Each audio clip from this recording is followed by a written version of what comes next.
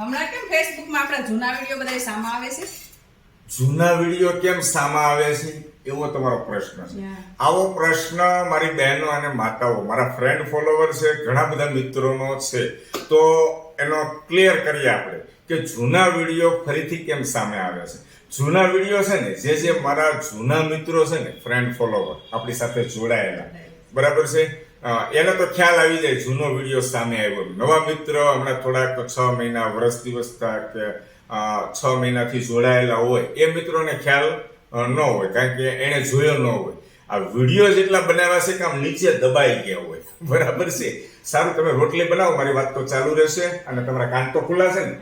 સંભળાવું છું શાના માટે જૂના વિડીયો સામે આવે છે. દોસ્તો, ફેસબુક, યુટ્યુબ કે ઇન્સ્ટાગ્રામ હોય, ગમે તે પ્લેટફોર્મ હોય, પહેલા તો ક્લિયર કરી દઉં કે એક વિડીયો, મૂકેલો વિડીયો બીજી વાર નીતિ નિયમ પ્રમાણે આપણે જાતે અપલોડ ન કરી શકીએ.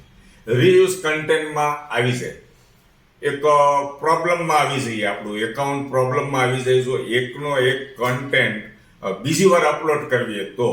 કારણ કે એકની અંદર એક જે વિડીયો હોય લોકો સુધી તમે પહોંચાડી દીધો, જોઈ લીધો, પછી તમે બીજી વાર અપલોડ ન કરી શકો.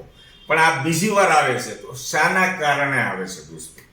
ડિજિટલ ક્રિએટરો મારી જેમ કામ કરે છે એ પણ મોટા ભાગના ક્રિએટરોને નહીં ખબર હોય તો સમજાવું છું, તમે પણ સાંભળજો, બની શકે તો તમે પણ આ રીતે કરજો.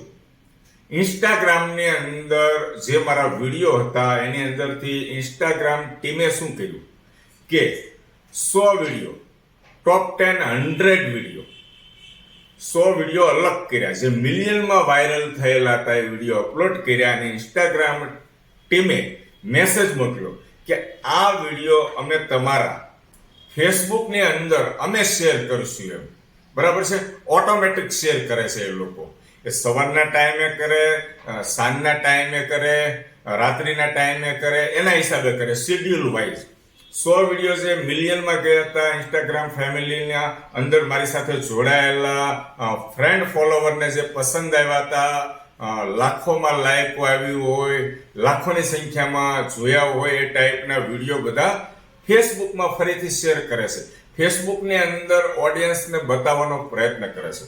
તો દોસ્તો, ટૂંકમાં તમને સમજાવી દીધું કે જૂના વિડીયો હું અપલોડ નથી કરતો, ઇન્સ્ટાગ્રામ ટીમ દ્વારા અપલોડ કરવામાં આવે છે. અંદર જે ઓપ્શન આવે છે, મારી જેમ ડિજિટલ ક્રિએટર છે ને એ લોકો સમજી જશે.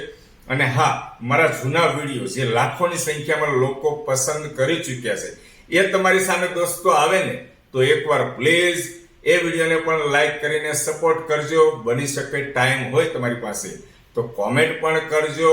અને ખૂબ ખૂબ આભાર તમારો જો તમે શેર કરો, નવા મિત્રો સુધી તમે પહોંચાડો.